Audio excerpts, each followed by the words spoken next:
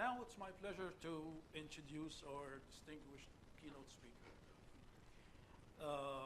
Dr. Ruth Newberry. And actually, it was a year ago when I was invited to a workshop in Dubai by Blackboard, and it was the first time to meet Ruth. And I met her after that a couple of times in conferences in the States. And I'm going to go through her introduction, and you will be as thrilled as me when you know we have such a distinguished person here. She joined the Blackboard consulting team in 2014.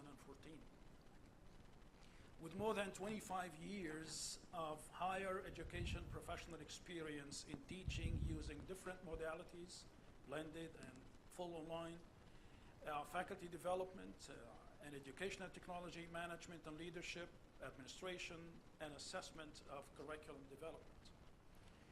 In addition to her consulting role at Blackboard, she continues actually to facilitate various workshops for the Online Learning Consortium. As a principal education consultant, she focuses on consulting, implementation, and management of Blackboard's assessment solutions and competency-based education, which we hope we're going to see it one day on campus.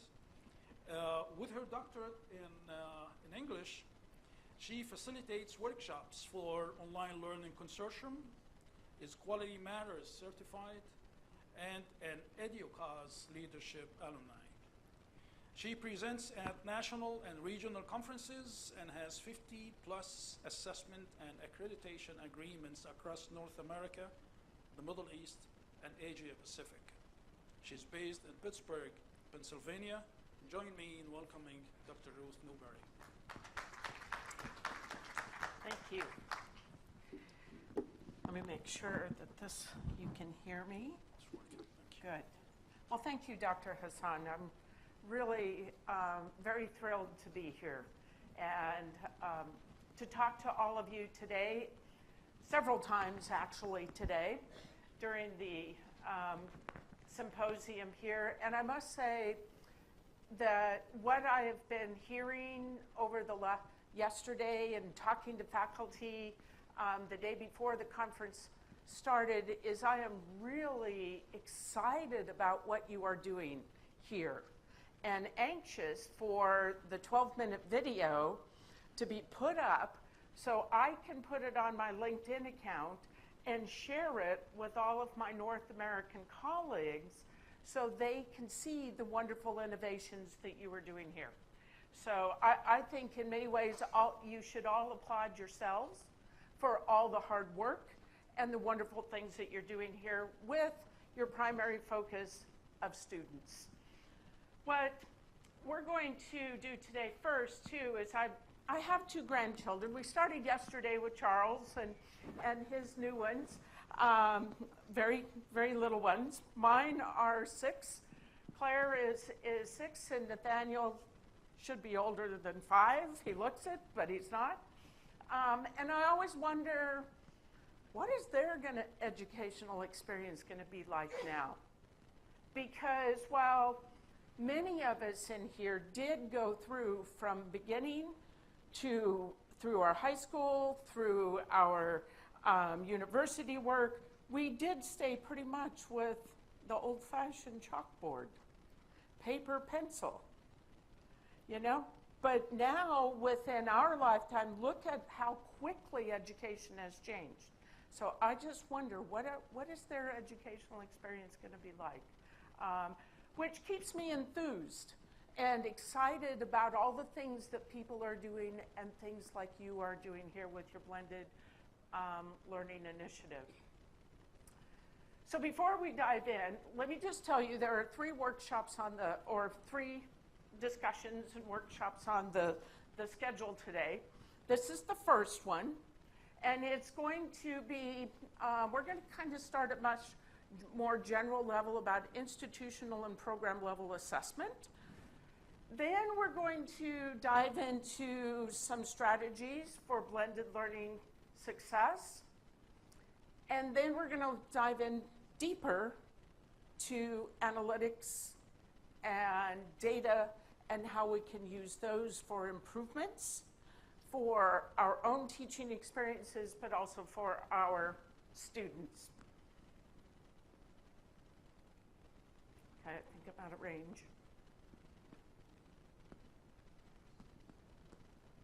Let's see. There we go. It doesn't like me when I get too far away. So, in thinking about yesterday's conversations with Dr. Charles Graham and the things that he presented, I started thinking about my own experience with supporting blended, or what we called at my former institution, hybrid teaching. We started 2009 with our School of Nursing that was one of our forerunners, actually, in online education. Well, they too wanted to begin to pursue what was then kind of called hybrid teaching, this best of both worlds. And in that, my experiences had been before, supporting faculty in the online strategies and competencies, things like that. And then we're moving from there up into university-wide student retention initiatives, making sure that our students were staying with us, completing through their degree.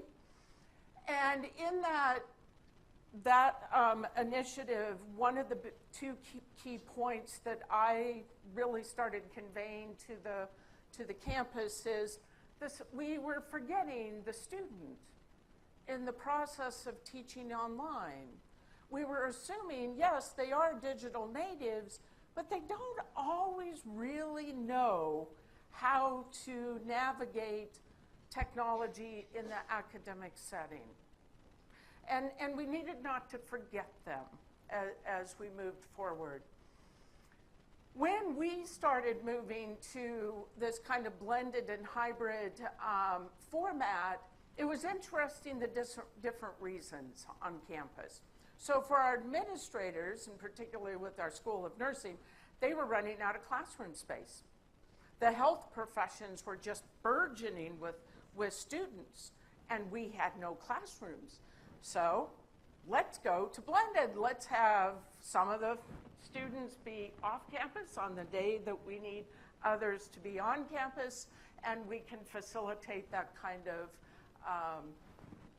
teaching that will benefit our students, but it also helps us solve that problem. Dean of Nursing also wanted to extend the reach of her programs to others. So instead of having to drive in 3 days a week or 2 days a week, deal with parking and commuting and all of that, let's just have them come in once. That will make our programs more attractive. Instructors, because their entire program, undergraduate, master's, doctoral level, everything was online, the instructors were really thinking this could be truly the best of both worlds. Let's give it a shot. So one never knows quite why blended learning may start, but it often has multiple reasons for doing it, but I'm with the instructors. I really do truly think this is a teaching modality that begins to encapsulate what's good about online and what's good about the classroom teaching, just as was said in the video. But I'm also a big believer in small steps. Not giant steps, not too fast, too quickly, but small steps, continual progress. And that's what I see going on here at UAEU. You are building foundations with your Blackboardians, your small group of faculty, and now those faculty are spreading the word and more people are coming on. And so you have champions, you have people that can mentor other faculty, you're learning lessons and you're sharing those lessons with others. Well, part of what I do in my engagements is share my personal experience and bring that to my clients.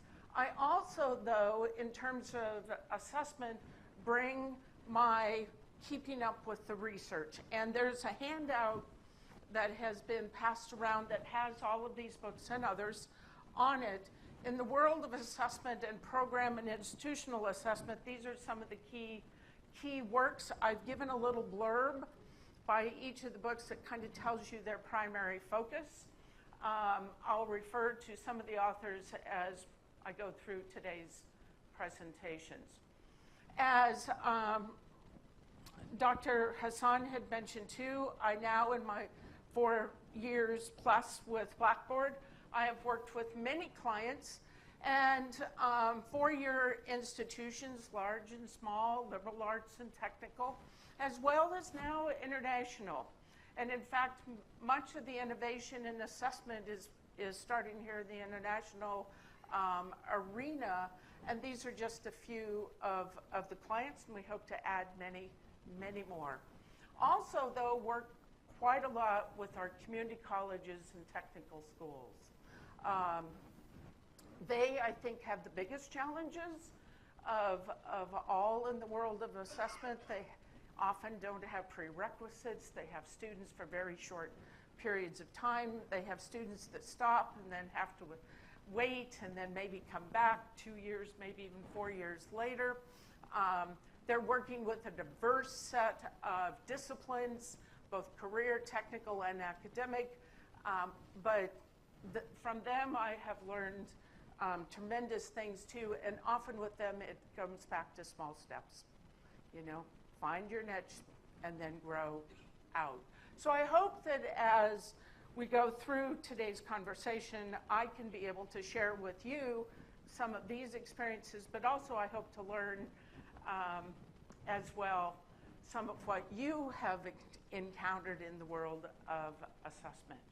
So what I'd like to do in this morning is really investigate what is assessment of student learning, but look at it as a kind of progression from the course, individual faculty, to the program, your discipline, to the institution. And what can be gained from that level, different levels of assessment, and often to answer, why do we do it? Why do we have to do it? Up, too far away. There we go. So in assessment, I think we always come back to these key questions. As an instructor, we're asking ourselves, how are my students doing? Are they learning? Are they learning at the pace I need them to learn? Where are they struggling if they're not learning? What can I do about that?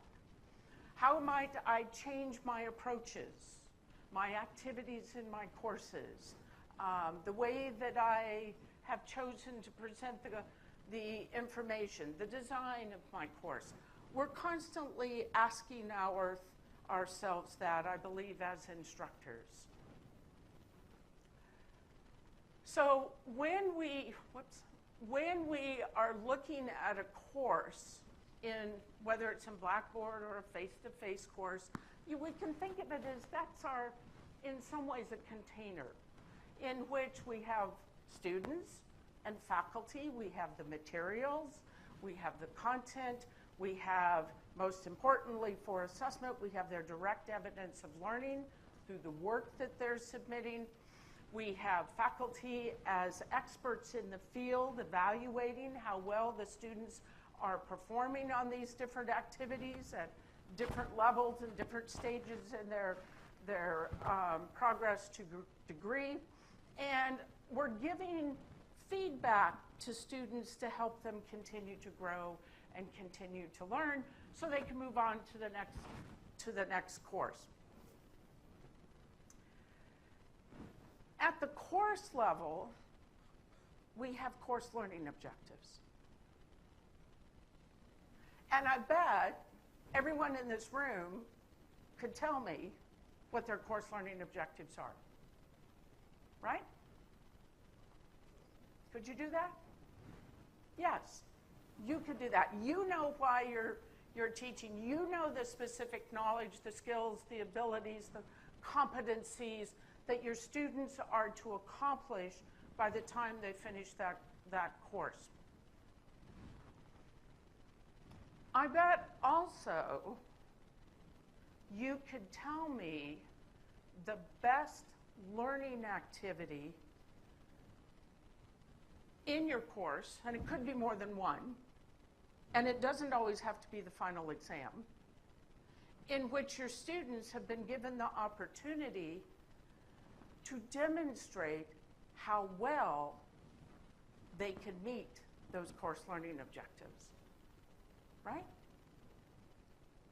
Good. So our courses are built around those course learning objectives, those expectations we have for the student on what they are to achieve.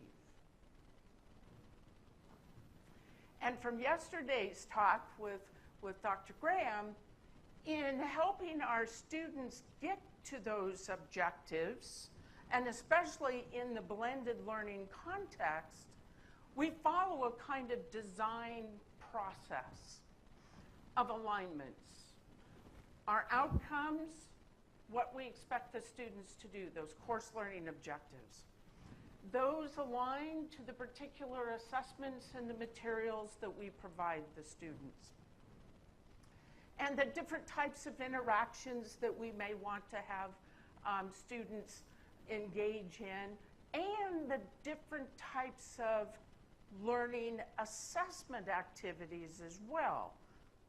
Like, we hope our entire class is not built around students just posting weekly discussion posts or handing in a short paper every week, but using a variety of learning assessment methods. Discussion posts, short papers, projects, group work, but of various ways in which students then have to apply, demonstrate what they know. And in the blended, what makes this a little different, of course, from your traditional course, is that we've got to find some balance between what we do in the face-to-face when we're all together and what we're going to have students do outside of class. So the course is about the student and how individual students succeed. Think of your grade roster. You know, you're looking at each student. How did they perform on the assignment? You're giving them a grade, and you're giving them feedback, but it's student by student by student. The things that they do are very specific and contextual to the course. And even the time of the course, what you may do in the fall, may not be exactly the same thing you do in the spring. Whereas a program, we now need to think about, when we look at individual students and assess how well they do at the program level, we are now looking at how did all of our communication majors do? How are all of our business students doing? How are all of our English students doing in this program? How are all of our education students doing? So we're looking now at a group of students. The assessment activity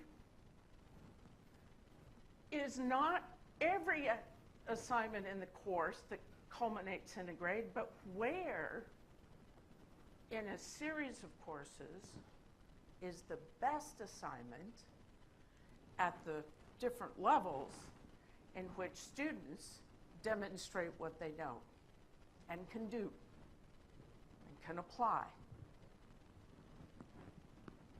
So now we're a little more generalizing what we're doing and what we need to find out from our students as to how well we, as instructors in a program, how successful are we at helping our students, this group, achieve ultimately program learning outcomes, which of course are based on individual courses as they go along. And I always like how my nice little squares in certain colors completely disappeared as we transformed them up into this. But imagine there's two little blue squares here, and very light, can't see them here, but other light little squares representing different courses. My question to you now is, what is the role of your course in the program? So think about the course you teach. Where does it fall in a student's program? What is its purpose, function, responsibility to the student within that trajectory? And often in the world of assessment, we kind of break this into three phases. Introductory courses, years 1 and 2. What's the purpose of those? Somebody tell me, what's the purpose of those first year courses? Yes, ma'am. Yes, foundational. Somebody else said something. Okay, yes. Expose them to what they've gotten themselves into now, before they get perhaps too far along and decide, that's really not what I want to do. I think my son went through 4 different degrees, as he would call home his first year. I think I'm going to do this. No, maybe this, you know. Yes, we're exposing them. We're building the basics. What else? Anything else? Bridging. Yes. Helping them transition into different expectations. Thinking now, too, about life, what comes after school, what they see themselves doing in their career. How many of you teach foundational courses? Okay. You are the most critical group of faculty. Yes. When I think of my grandchildren, what will their educational experience be like if they do not get the right foundation? What will they do? Tell me, what do you think? What will happen? They change their major? Good. They'll struggle. They'll have gaps. It'll be difficult.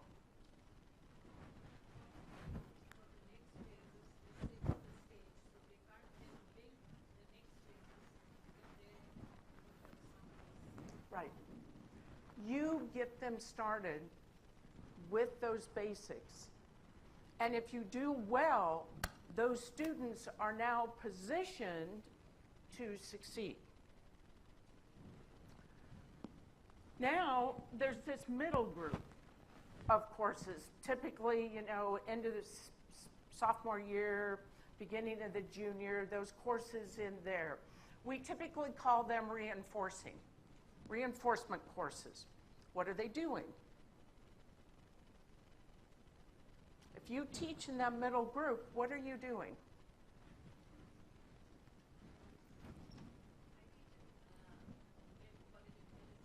Okay.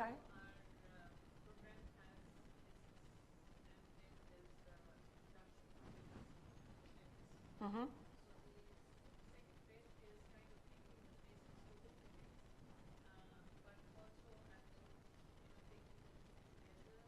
Right.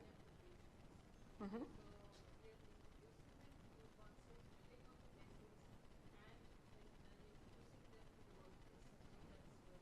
Transitioning. Yes, and building into higher level skills, applying, beginning now to take this into the actual discipline and the things that you need to do in that discipline. Those of you that teach senior level, junior, senior level courses, what's your role? No. Yes, ma'am.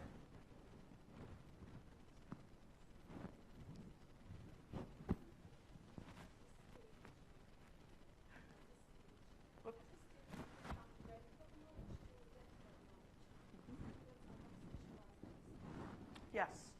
You're taking them deeper into whatever the subject is and really getting them to investigate and create and synthesize and pull all of those things together and to now be competent to go out in the world and do whatever your discipline does.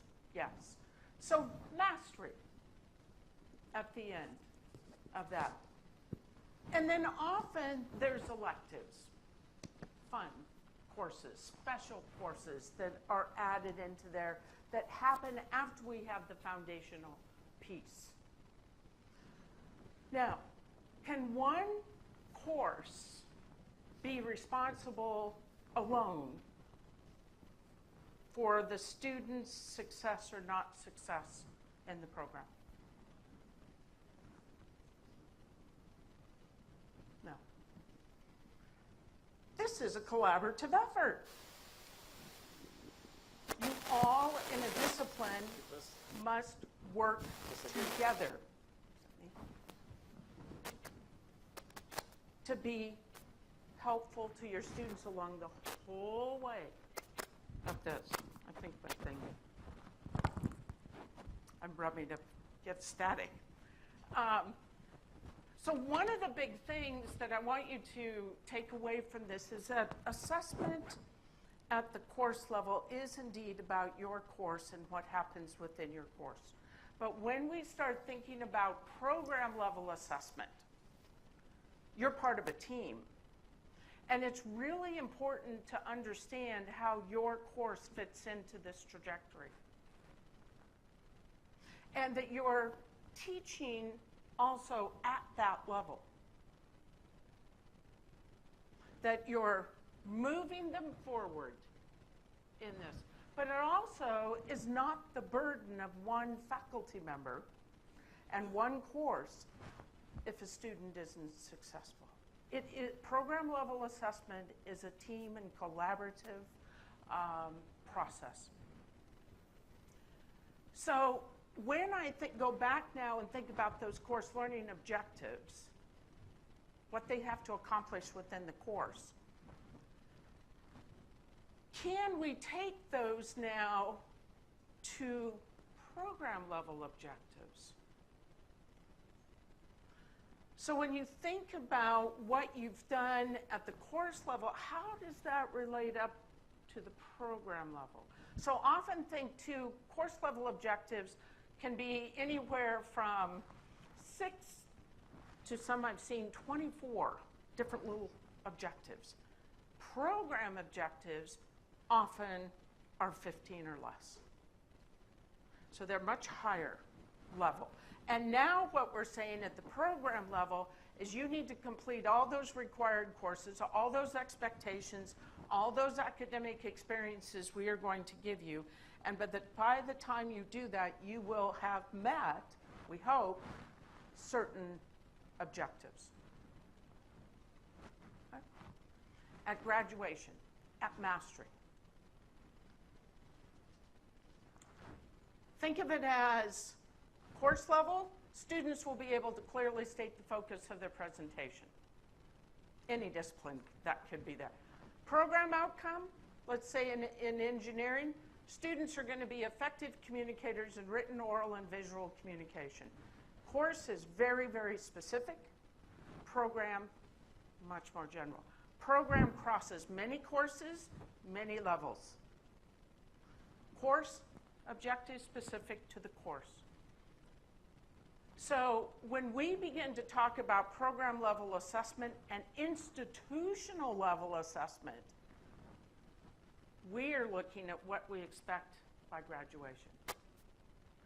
We are looking at courses only in terms of where are the best assignments and places that we can give students the opportunity to demonstrate how well they can achieve what we expect them to do. In terms of teaching, we need to be teaching them along the way to build, improve, extend these different program level outcomes.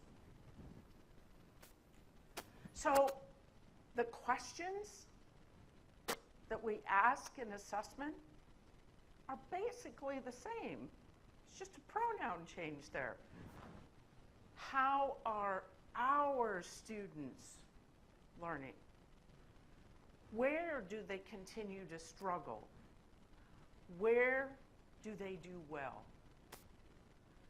And where, based upon data, can we make changes now, not in specific assignments, but in the curriculum that we deliver, in even the sequencing of the courses that we teach, in the different types of instructional modalities that we provide them along the way, in the design of our courses,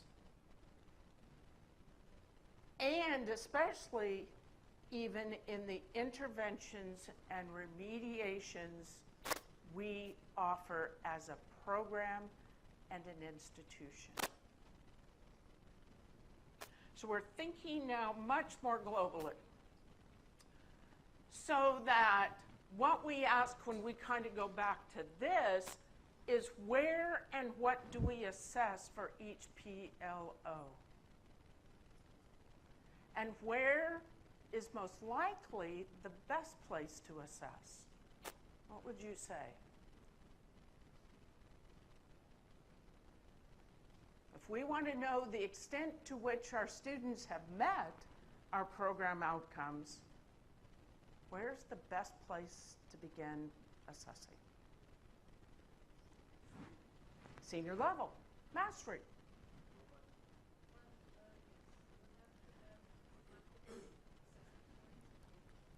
Yes. So even within our mastery courses, we're going to have more than one place, one best assignment. We're going to find a couple. Always good to have more than a single point of data.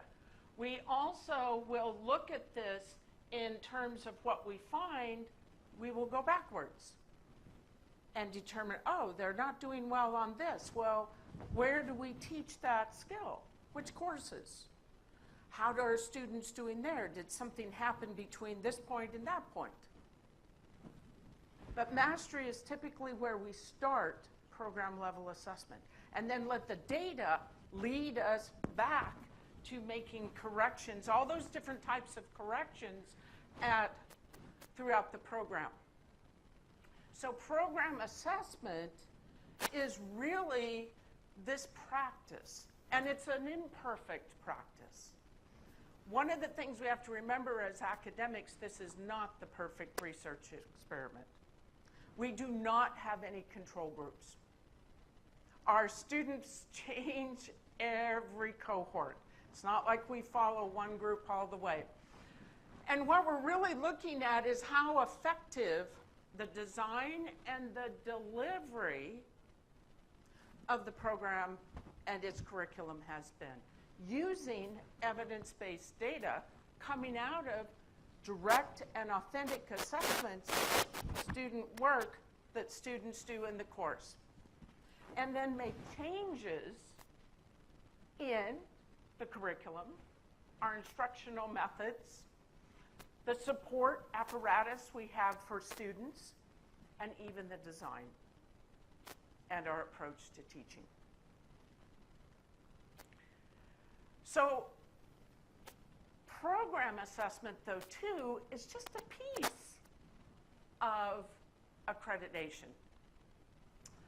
Accreditation is the big look at now the university and the institution and all the programs within it, but also not just teaching and learning where student performance lives, but now the vision, the mission of your institution and the leadership and its structure, the management and financial health of the institution.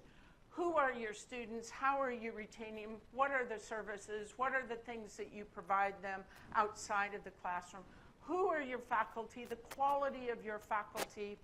How do you promote their role in the governance of the institution? Who are your staff? so forth, so forth. And then with the teaching and learning, even assurance of learning or assessment of student learning is only a part of curriculum content that we look at, student-faculty interactions, the whole introductions, reinforce, and mastery level, the structure of our curriculum, and teaching effectiveness through course evaluations, peer evaluations, and other methods. So when we talk about assessment in terms of student performance, there's also several levels of this. Again, we can start at the bottom with assignment requirements. That's the most discrete level of assessment. Then moving into course.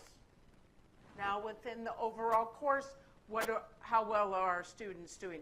Then up into the program. How well are our students in the program doing? Up to even the institution, and especially when we have general education programs or certain values and skills that we as an institution want our students to achieve. So again, various levels of assessment. Accreditation is a small piece of it. It's the summative kind of outcome, where what we want to look at with program assessment especially is where we can make improvements in our student learning across that program. It's both formative and summative. Even when we look at the mastery level, which is summative in its intent, we learn so much from it that it is also formative.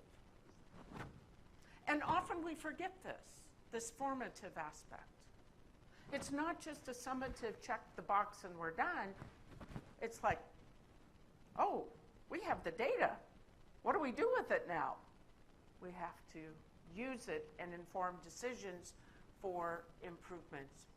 It's also very important to remember, too, that when we do assessment at the program level, and even institutional level, we are not assessing the individual faculty member.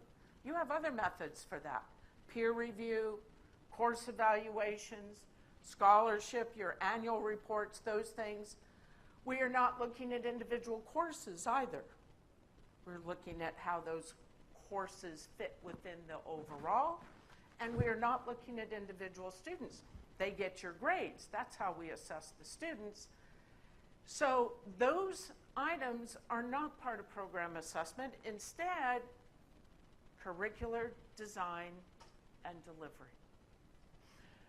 So even in the blended learning process, which is fitting into many disciplines, one of the questions we need to begin to ask about it as well is how is that modality in itself doing? Okay. I know I keep rubbing, I guess. It's okay.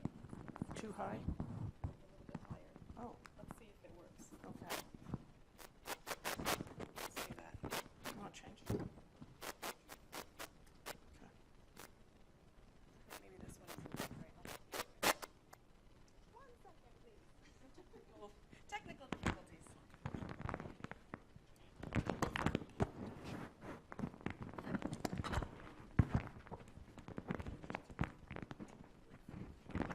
There you go. Like that? Okay, stick that one there. Yep. Sorry to interrupt. That's all right. It's good to see you.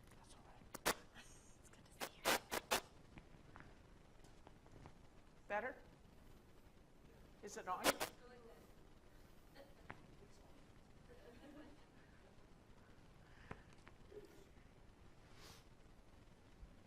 But in program level assessment, again, we're looking at these things here and finding ways that we can improve upon them so that we can improve the students' learning experience throughout the program.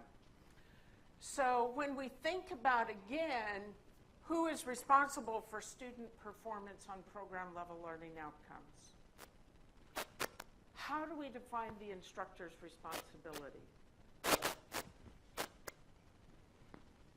What is the instructor responsible for doing in program level assessment at the course level? Because the program is built on all these courses. Yes, sir. Like assume there is a lack in students' skills in communication at the program level. It means if one of my course learning outcomes address this issue, so I need to revisit my learning activities and practices in this case in order to get the right intervention to improve the outcomes of the course that will contribute to the program and to the institution by the end. Yes. Often one of the things we learn out of program level assessment is that sometimes certain outcomes are given more attention and some not so many, which typically means students aren't going to do as well. So how can we adjust that kind of coverage and attention? Yes.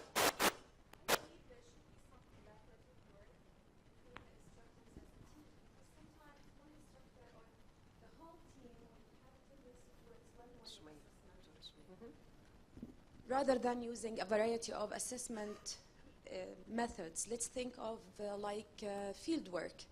Yes. Like many instructors may avoid this way or method of assessment. So I think there should be some collaborative work among the team of instructors as a group.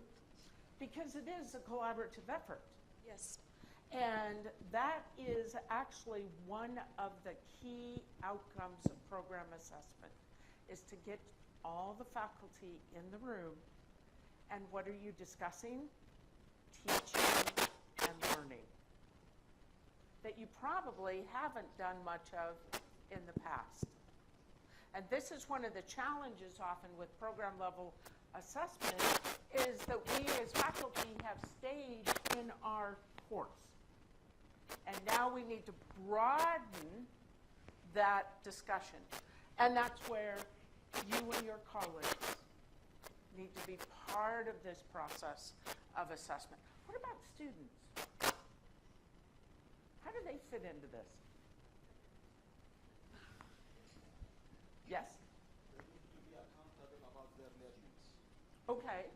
This is the most important thing. If the students, they have this conception that I am dependent learner and everything should come from the instructor to me and I need to follow the guidelines, instructions, will not work. So we need to change the culture and the concepts of our students to become independent learners. Right. So there's an element of accountability. They're very important to this equation. Beyond the accountability, their feedback is very critical. And the more we solicit that, it helps us to improve our performance as a whole and the accomplishment of the PLOs. Right. So in the next session, in the blended course strategies, we'll talk a little bit more about ways to capture that feedback. But how many of you right now, as you teach your courses, at least have one informal activity where you directly ask your students, what's working, what's not, what can be done better? Show of hands. Okay. Those of you that did not, think about that. Students are just as critical as yourself as the instructor and your colleagues. They're part of this equation. And so getting their input occasionally is very instructive as to what can be done to improve their learning, and changes, quite sometimes very small changes that you can do right during the course itself, and then also insight perhaps into larger changes. For instance, how do we remediate students who begin to fall behind? How does your program remediate students? I need some hands up in the back. How do you remediate students when they start to fall behind? Thank you. Our department has a math help center where students who feel that they need extra instruction go to get help from irrespective of which course of mathematics they are doing. Shows your department cares about their progress, their learning. You've provided extra help. How do other disciplines do that? So our Dean of Nursing, they would identify at the end of each semester students that were at risk. And those students either had recommendations to go to their tutoring center specific to the nursing program, or they were asked to complete a special summer course on certain topics that were always different because they came out of that year's group of students, the gaps, and covered them, or they were paired with a junior or senior student. Because in nursing, their philosophy was every patient is to survive if possible. Every student is to be successful. So they really put in a lot of effort for remediation. That was not always the case in some of the other programs across campus.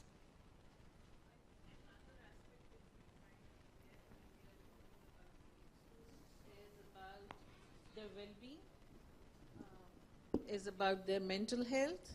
So when institutions have mentoring programs, they need to look beyond and remediation programs, academics, and look at other factors which might be affecting their performance. So we have to look more holistically at the student and their problems.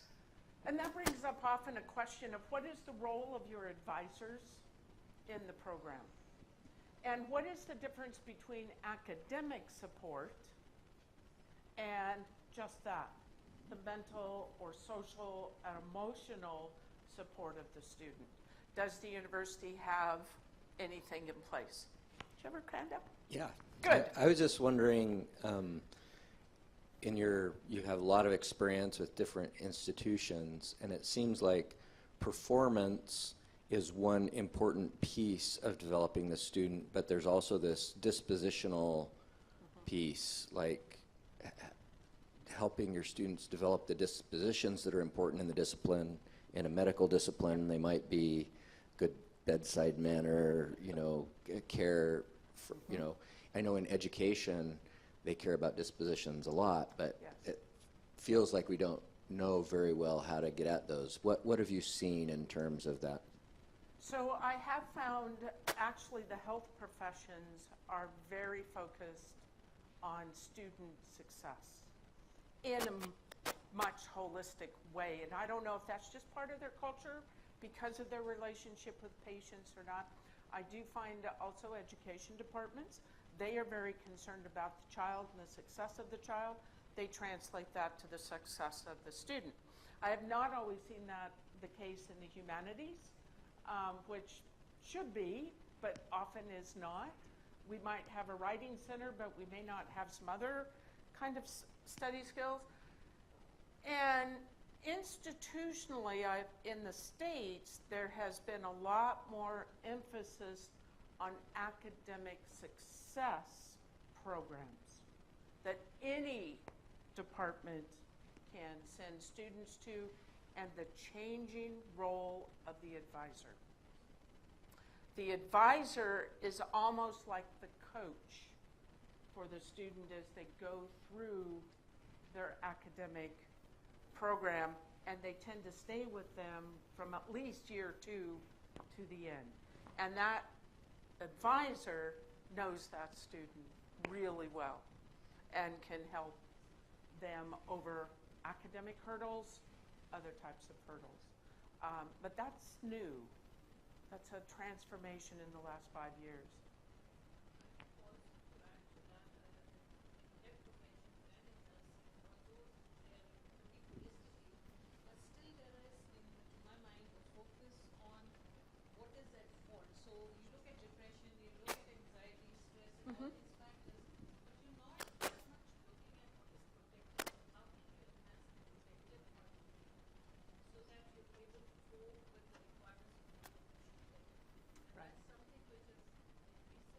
Mm-hmm.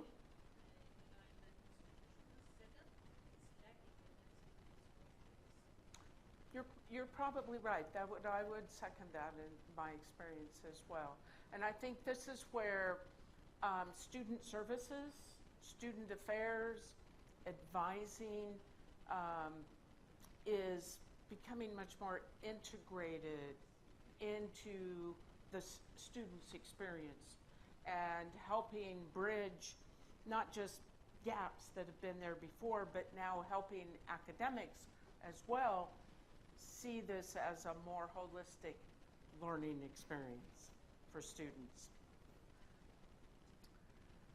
So with that, those three groups of people, all of us are critical to overall program success. How do we know, though, if our students are really meeting those learning outcomes? And this is where, going back to that whole idea of the collaboration of a group, this is a program. Often what we need programs to do that they haven't perhaps done yet is create what we call an assessment plan. Because without the assessment plan, we're just gathering data. And now we have a whole mess of data. We need to structure and organize and target what we need to collect so that we can make meaning out of this. And when you work with, especially on the academic side, what we need to know are really three things. What outcome, and we may have many, but we'll take them one at a time. What outcome do we need to assess? So that could be effective communication. That could be patient advocacy.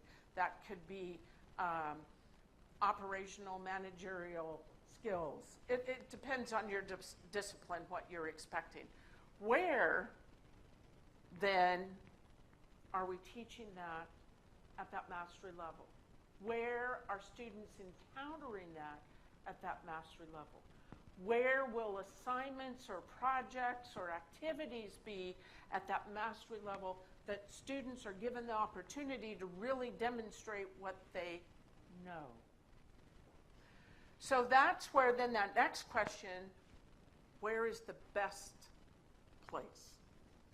And not just one, but a couple, but not all of them either. And we try and find within courses now a particular assignment, an activity.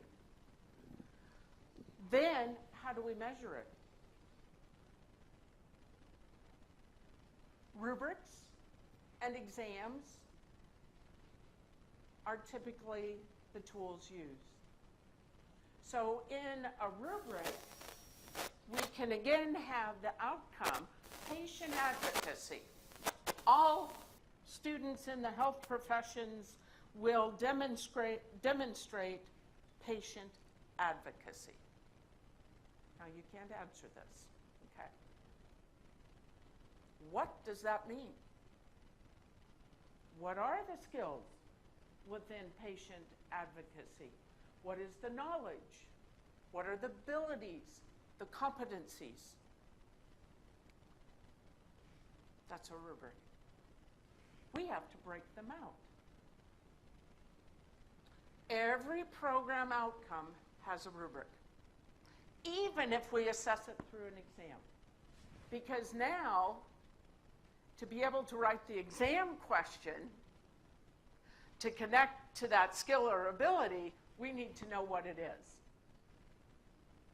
But every program outcome is at high level. So students are going to be effective communicators in the written, oral, and visual form. Well, what does it mean to be an effective visual communicator? How do you decide that? Conversations in the department. All of you need to be in sync. If you're teaching the foundational courses and beginning to implant those ideas and skills, you need to know what they are. Just like the instructors that are going to teach those reinforcement courses, just like the instructor that's going to expect it at the mastery level courses. So, what PLO, what activity, what will be the measurement? Now let me ask you, where does the activity exist? Those of you teaching those blended courses, where does that activity exist? Oh, come on. You know. Right. They're in the course, and they're either going to be part of your Blackboard portion, or they could be observational and activities and things that you're doing in the class. Now, if the student, though, is submitting any kind of document, reflection, even discussion posts, where are they going to live? In Blackboard. In your course. So remember at the very beginning of this, I started to say those, we are collecting what in your Blackboard course sites? The direct evidence. If we have the direct evidence, we can then put in the rubric or the exam, and we can begin to pull data across multiple sections. That might mean you wouldn't have to download that gradebook or transfer these scores to an Excel spreadsheet or any of that, right? How many of you collect student work through your Blackboard course sites? How many of you do not do that? Okay. Think about if the institution begins to move to where you are collecting that direct evidence digitally, we now have within the system a huge repository of direct evidence of student learning. Now, if we want to assess that, and if we can leverage the rubrics and or exams in there, what do we have? Have the evidence plus the evaluations and how well students did.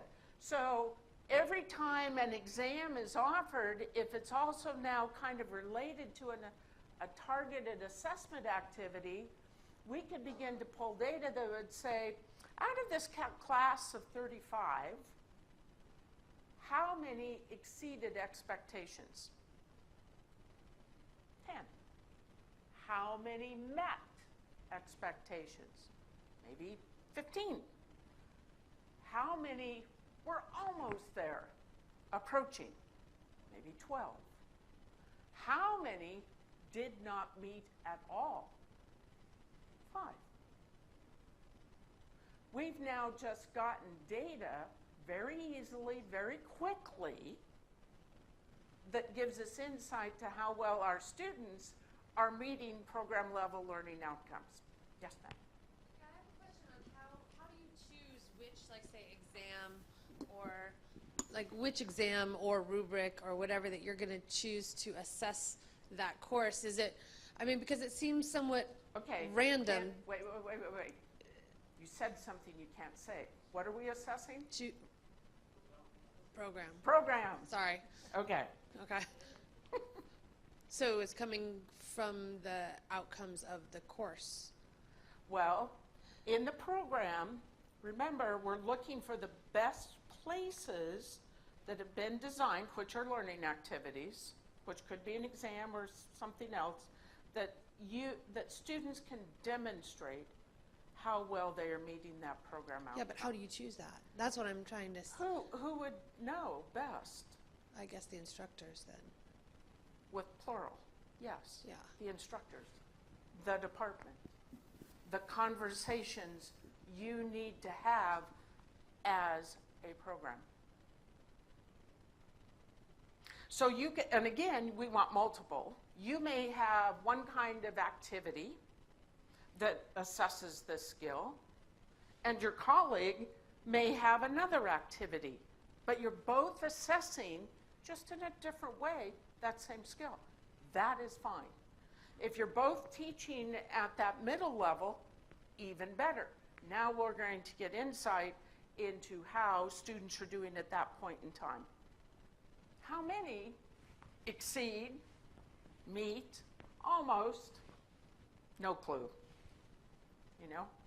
And then we look at, oh, wait a minute here.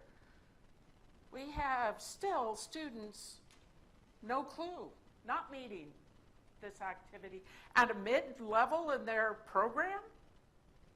Ooh, that's not good. Why is that? So remember, ask, analyze, act from Dr. Graham yesterday? Same kind of thing. We're always going to get data, and then we have to ask, what's it mean? And then, of course, because you have the data, what are you going to do? You've learned something. So those students, and maybe it's not just 5 in your class, but it's another, 3 or 6 in his class, you have a gap. So now and you have these other students that are only passably getting it. There's a gap somewhere before they get to you. But if you don't fix it, it's going to continue to go on. So that's where those conversations have to be programmatic. They need to be at the department level. And this is where a course, we can look at a course, but it's really just about your course. This is looking broader. And that's why more than one course. And then figuring out what the cause of that is. And it can be many, many things. But now we have an improvement. And we're going to make improvements to help those students going forward, which gets to my question of remediation. But also it helps then for the students coming after that group. So Blackboard, what Blackboard begin, yes ma'am. Yes. I'm curious about question 2. Are you saying that the learning activity is used for assessment here, or is it like a chance for learning in the classroom? Both. Mm-hmm. Both. So you're addressing the learning activity to demonstrate. It's not a learning opportunity in class, right? It's both, in the sense that you're teaching the advanced design course. In that course, you have this proposal activity, which is designed to meet very specific requirements within your course. But at the same time, that assignment, you at the department level, program level, also say that is a really good assignment to see how well our students are doing on program outcomes.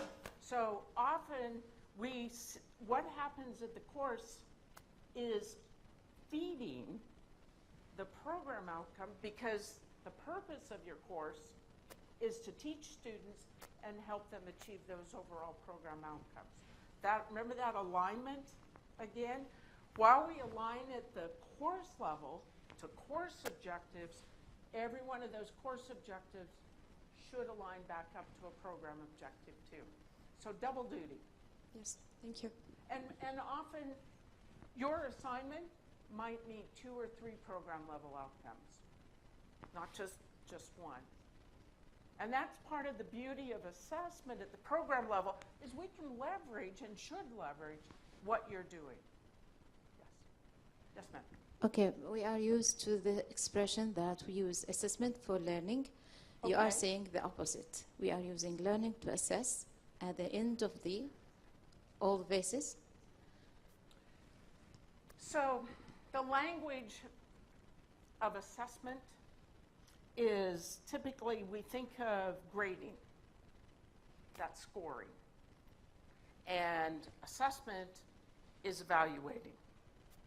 It's not giving a grade to the student, but it's giving us insight as to how well our students are doing at that point in time on that particular activity that aligns to higher level outcomes.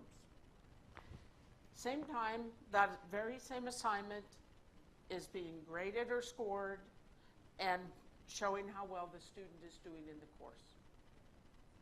So often can be a semantic issue, but they leverage each other. We want to be able to take what students do directly in the course. That is direct evidence of their learning. And it's going to meet course level objectives, but it's also going to meet your program level objectives. But finding the best assignment is the discussion. Like you mentioned earlier, it's the collaborative discussions that happen. So Blackboard, with Blackboard and your courses, it becomes that repository for direct evidence, for teaching, for the learning. And if we can identify where those places are, we can not only leverage them for the performance of the student in the course, but we can also now begin to evaluate learning and get results in a much more efficient and effective way so that you can make improvements and close the loop, which is ultimately the goal. And that's where, when we think about assessment management systems, all of them have the goal of simplifying and streamlining the process. The more we digitize, the easier it is. I'm not asking you to give me all your different papers, get all of you in the same room on 2 days to evaluate, but just leverage what you're already doing in your courses. You're already creating assignments. You're already asking students to submit their work, their evidence of learning. Now, let's just leverage that and add the assessment piece in. So for a learning management system, it's not just about teaching and learning and facilitating, it's now also about facilitating assessment practices as well, all in one place. And bringing them together instead of typically separating them as we do when we have to do all of this manually.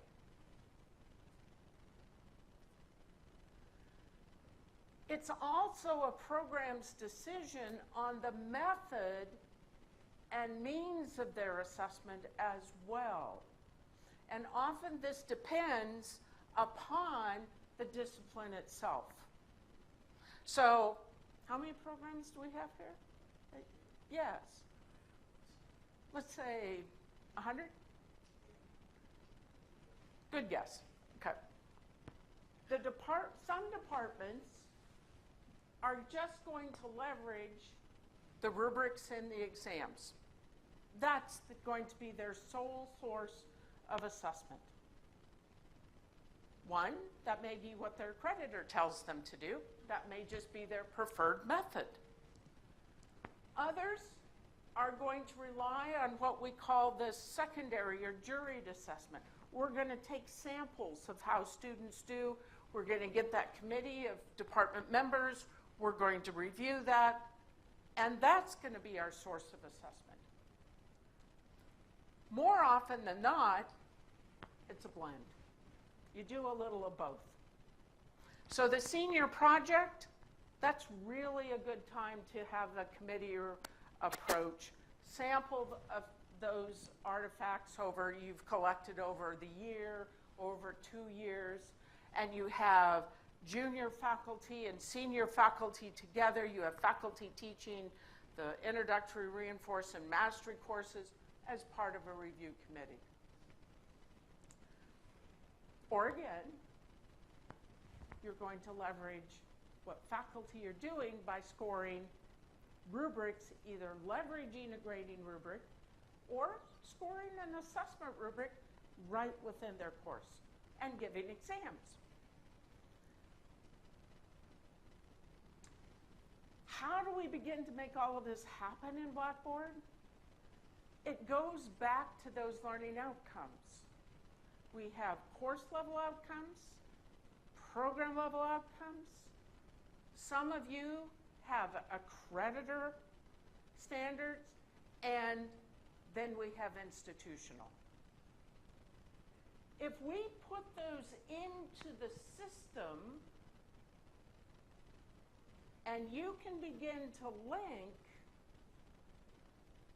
that rubric row to a learning outcome, which might be a course level outcome, might be a program level outcome, might even be an institutional level outcome. Yes? Right. Because we have now just streamlined and leveraged what you're going to do anyway to do that.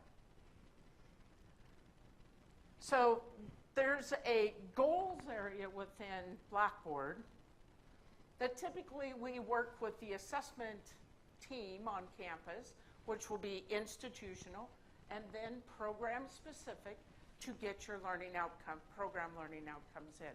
So let me ask you this right now. Do you know where your program level outcomes are?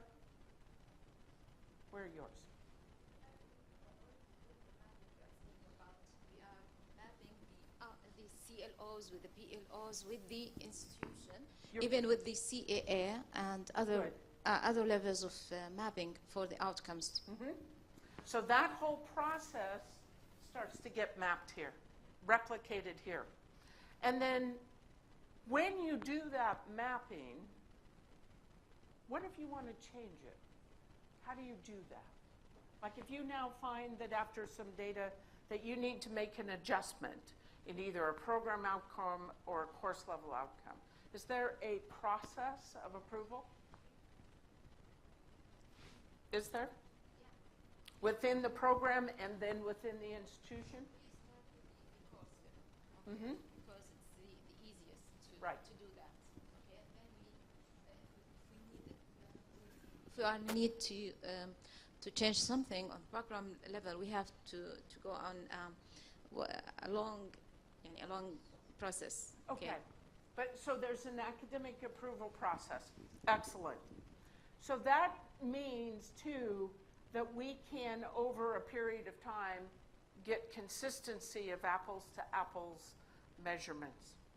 Because we can't have course level objectives, program level objectives changing too frequently. Otherwise, we're not really doing equivalent comparisons. Good. So does everyone know where your program learning outcomes are? Could you look at your course and do that mapping? Excellent. Excellent. Uh-huh. To the like institutional level, NQF and CAA standards. All of these, excellent. We did this exercise. So often, I find programs have not done that yet. They are starting or redefining program outcomes. They have the course ones, but they don't have this. So you've already crossed a major hurdle in the world of assessment.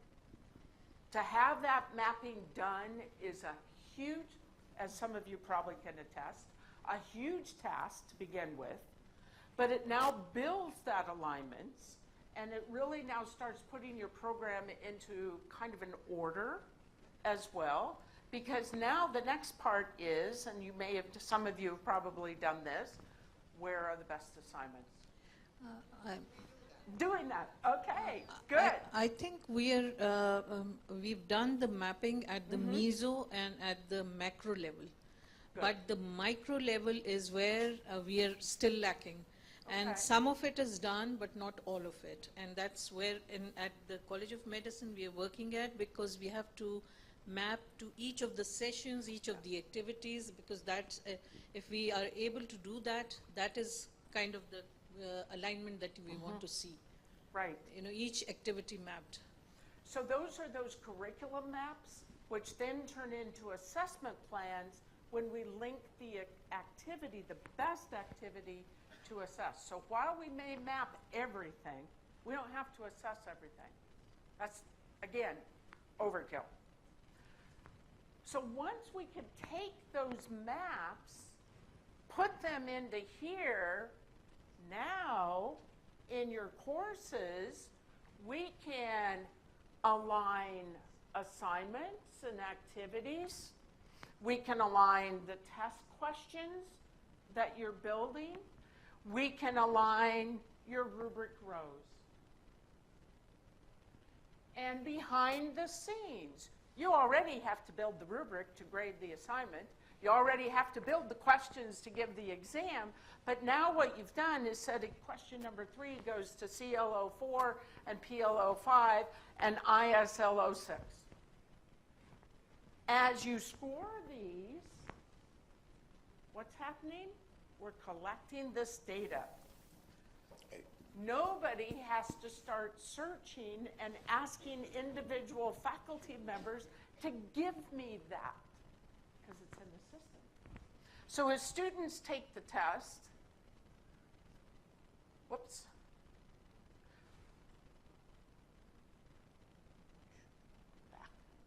Boy, I really pushed too quickly. As you score the rubric, give feedback to the student for the formative aspect in the class. Because of those alignments, we can now begin to make connections. We can now, from what the student has submitted, authentic assessment, direct assessment, both exams and work, and through rubrics, we know how our students are performing at different places and points in time. Not every rubric has to be aligned, not every rubric row, only what is pertinent to your outcomes. So as we do that, too, we can now, how many sections might be offered of a particular course? Maybe 3 or 4, maybe 65. And over a whole year, maybe 120 sections of this course, especially at foundational levels. I can now start going in on the back end and pull all of that out. So I may have 120 sections of student work now mapped and data collected, and from that I can begin to see just what I wanted to know. How many of my students are still at that benchmark level? 18 of them. How many are approaching 30? How many are at the next level, which is really met? And how many exceeded mastery level? And now I can figure out, why do I still have a large percentage of students not performing where I need them to perform? And I can start asking, why? What's happened before? What are we not doing? What are the students not getting through these reports? And as a department, yes. And how to improve, because even from my graph here, I know, whatever ISLO number 5 is, my students are not doing well. So now I can go start figuring out where to prioritize, and always where to begin to celebrate too, that they are doing okay. They're learning, but on some other points they're not. And this gets back to that idea of leveraging what you're already doing. Streamlining. And because of your mapping, standardizing, simplifying this process of assessment. And for course rubrics, just like others, we can find, here's our rows, how are students doing? Again, where's my distribution? Maybe it's not quite where I want it to be. Where do I need to make improvements? I'm leveraging what you're going to be doing anyway, evaluating your students. And then in the ideal world, you have a periodic quality audit. So while we have every instructor in those 65 and our 120 sections scoring, maybe every third year, I want to take a sample of student work. Maybe I've collected 500-600 papers, and I have a committee of 3. We're not going to read 600 papers, but we're going to take a sampling, maybe 150, whatever we can get a good confidence rating, and we're going to have our committee look at that to see, again, are we in sync? Are we too easy? Too hard? Are we not getting at the skills that we think we should?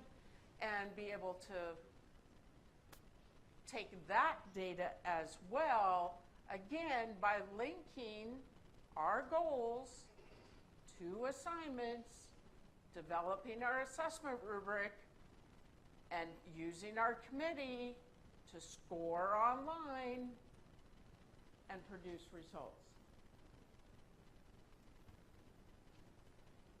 That quality audit is that sampling process outside of the course. So, if we do that, we have data. Here's the hard part. That was the easy part. The hard part is, what do you do with what you learned? And again, it's not one instructor. It's not one course. It's the collective department with this. And having those discussions that really, okay, we learned they're struggling. That's what we wanted to know, right? As instructors and a program. Why and what can we do to improve? But now we're informed by data coming directly out of the courses. Before I address this, that is the most difficult part of assessment, is the discussions that have to happen at the department level as a group to really look at what is the issues and what can you reasonably change and how can you do that. And then change isn't something that is often just make a change in a test question. Sometimes it can be simple, but often it's not.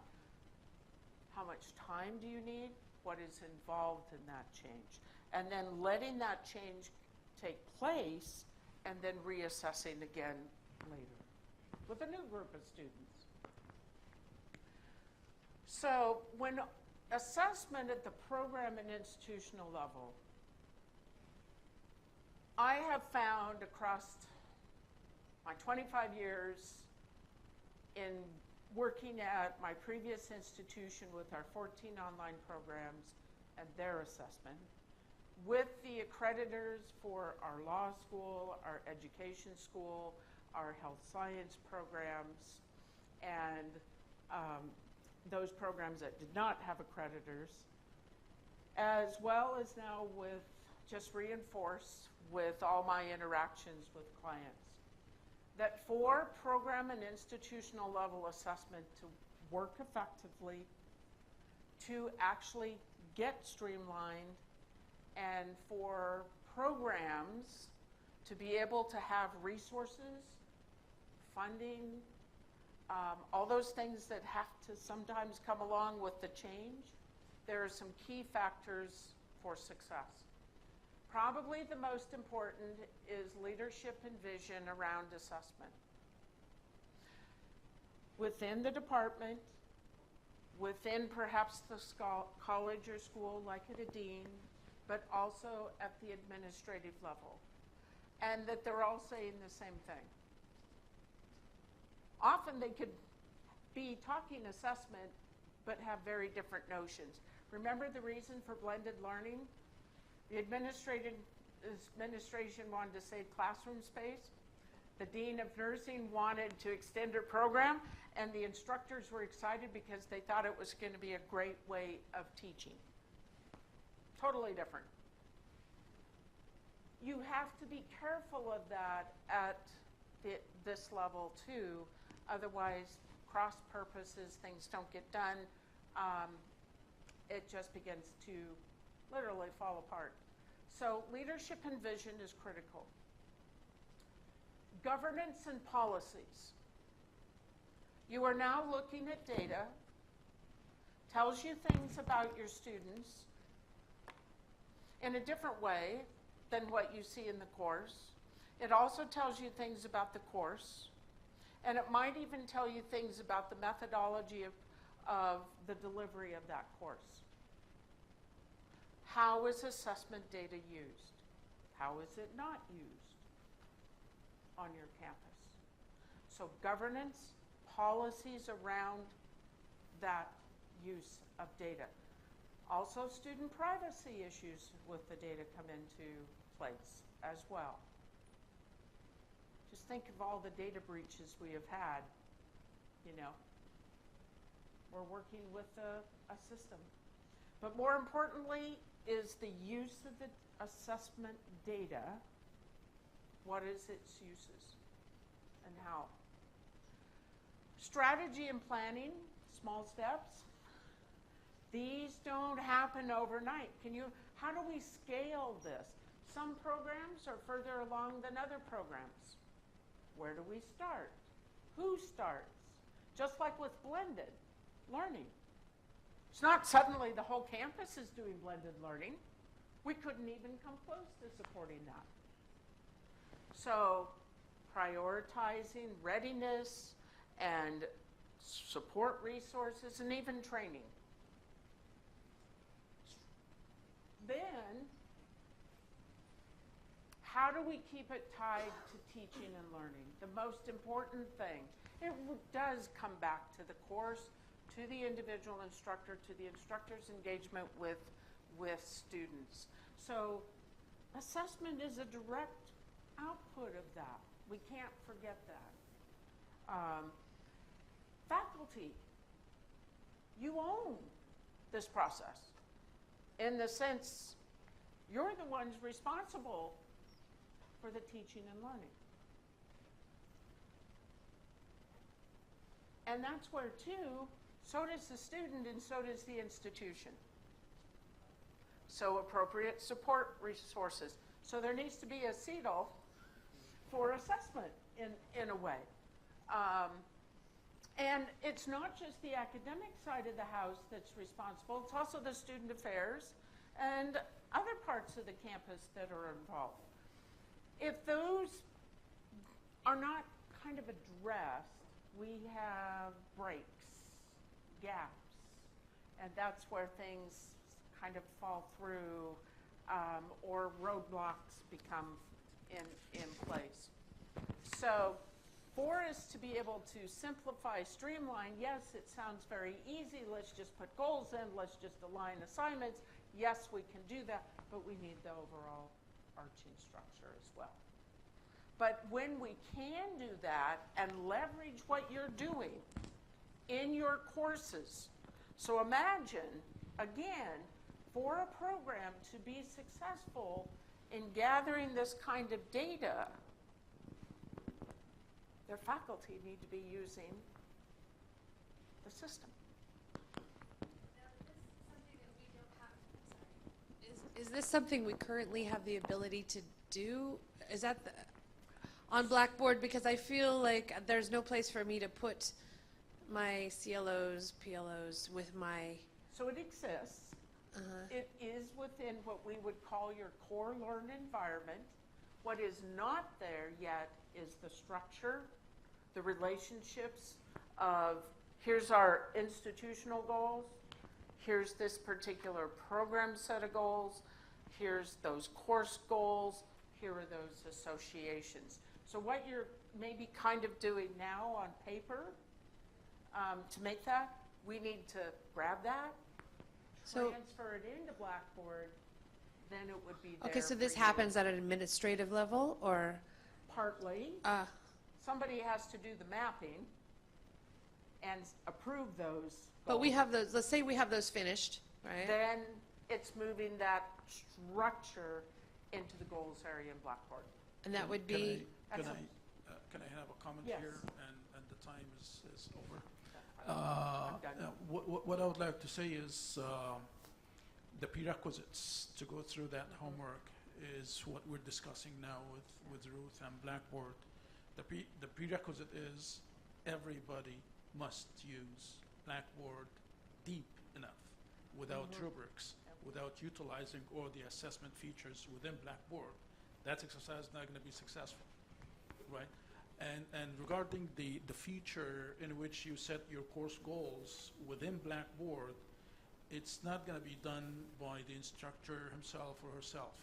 It's going to be the assessment team at the university level is going to set that up within the whole structure. And then when you open your Blackboard course or shell, you're going to have that in there. And all what you need to do, just link your course activities to the CLOs all the way down to the exam questions. Yep. It's small steps and various groups, but you're ready, you're on the path, especially with the mappings that you've been doing. Like I said, that's typically the first major hurdle. Yeah. Good questions. So, yes.